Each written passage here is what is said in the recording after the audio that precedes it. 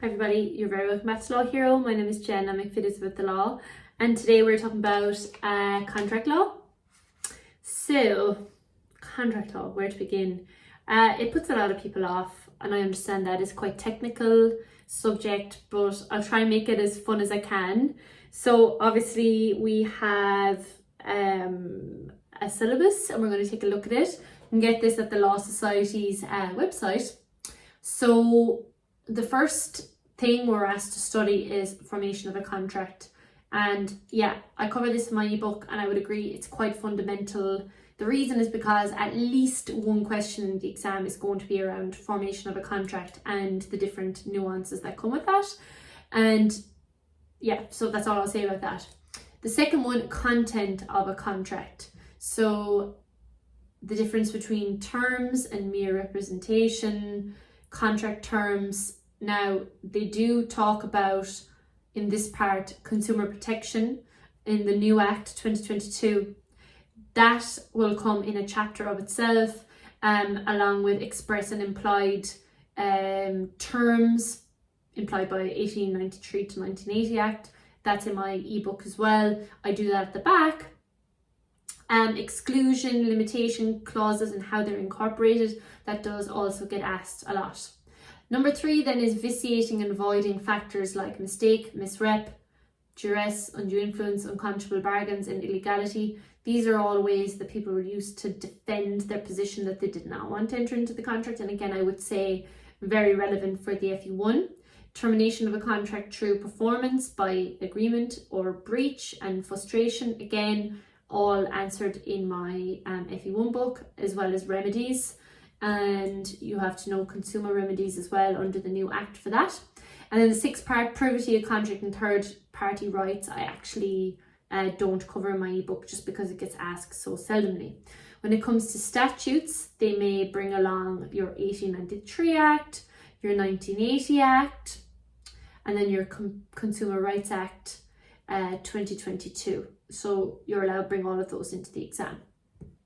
Now, this is where the fun begins. And I'm actually as well going to do a separate video, and I actually need to make a note of that, on the Consumer Rights Act, because even though it's come into effect since the 1st of January 2023, so this year, for contracts that are after the 28th of November 2022, and that's very important that you remember that fact for the Fe1, there's actually very poor knowledge of it. Moving on to the actual exam questions from March 2023. So I was going through it last night and I thought it was very wordy paper actually. You would have had a lot of time reading this paper. The examiners seem to have gone back to at least asking one essay question, and that was question 8. Maybe because they kind of felt like, okay, asking 8 problem questions might be a bit much for people, especially in the time. But anyway, so the first question is around a creche owner that goes about buying a laminator, but it turns out the laminator she bought is for the wrong size, and then there's a very strict no refund policy, and you're kind of advising around the terms and conditions, incorporation terms and conditions, and whether it's fair and reasonable under the Sale of Goods Supply Services Act as it applies from business to business. So you have to be careful there, and you're obviously advising the purchaser here, so you're trying to get at the seller. The second question was a problem question around, seems to have kind of been what the examiner calls, was it vitiating circumstances? Yeah, vitiating and voiding factors. And here this one would have been undue influence. So it seems to have been, that a petition was brought to this 70-year-old person who's in ill health and dependent on his neighbour. So, that would bring up all our undue influence stuff. The other one as well would be non-a factum, which is it's not my deed. And also the fact of the guarantee here as well. So you're actually advising the nephew of the uncle who gave the petition or who signed the petition from his personal saving account. Question 3 is also a problem question. It's actually a rehash of a film that was being made where the actress who's involved decides to bow out. So, and she already got a payment up front.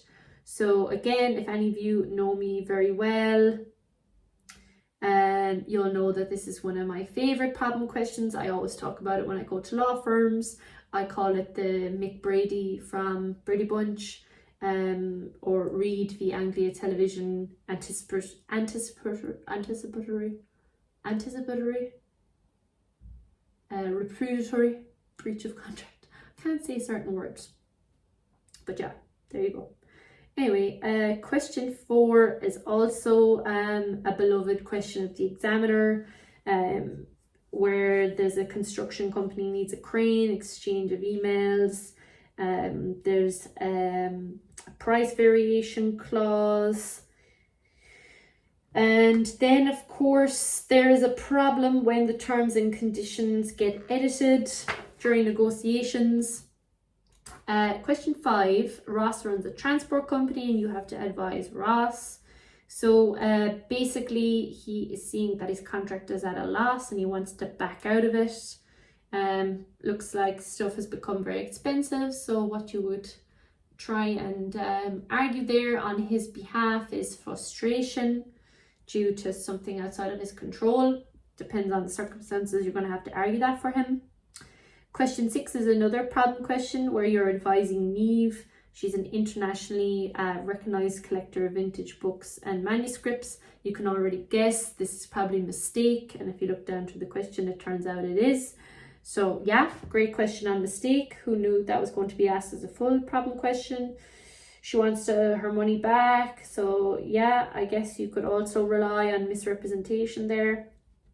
Then the 7th question looks to me like a lotto syndicate that's gone wrong. And I suppose if you're thinking about, an agreement that was made in a pub, you would start to think about intention to create legal relations and all that kind of case law. And actually the one that comes to mind is the Mick Ashley case, the guy who owns Sports Direct. He was in court for this argument, actually, that he was drunk or drinking at the time he entered into the contract, and that was his argument. So I would use that case. So it's an English case, you'll have to look it up. I've mentioned it in my ebook, I can't remember it off the top of my head.